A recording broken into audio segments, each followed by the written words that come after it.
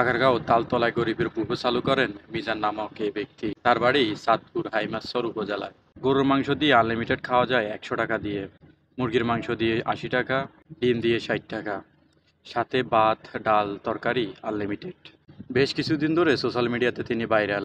তখনই ভাবছিলাম তার এই ভ্রাম্যমাণ দোকান এতটাই যে ভাইরাল, কখন জানি তাকে উচ্ছেদ করে দেয়। আজ সকালে ঘুম থেকে উঠে দেখি তার গরিবের বুফে নামক দোকানটি পুলিশ উচ্ছেদ করে দিয়েছে। বেশ খারাপ লাগলো। কিছু নামদারি মিডিয়া আর ফেসবুকের কন্টেন্ট ক্রিয়েটর কিছু ভিউর লোভে দিনে এনে দিনে খাওয়া লোকটির পেটে লাথি মারলো। সবচেয়ে ক্ষতিকর দিকটি হচ্ছে, লোকটির যে কাস্টমারগুলো ছিল তারাও ছিল দিনে এনে দিনে খাওয়া লোক।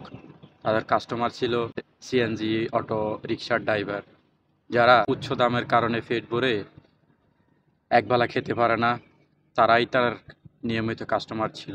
লোকটি ছিলেন অত্যন্ত সহজ সরল। তিনি বারবার মিডিয়াকে বারণ করতেন তার ভাইরাল হওয়ার দরকার নাই, অথচ ভিউদারি মিডিয়ারা কিছু ভিউর লোভে জোরপূর্বক ভিডিও করত।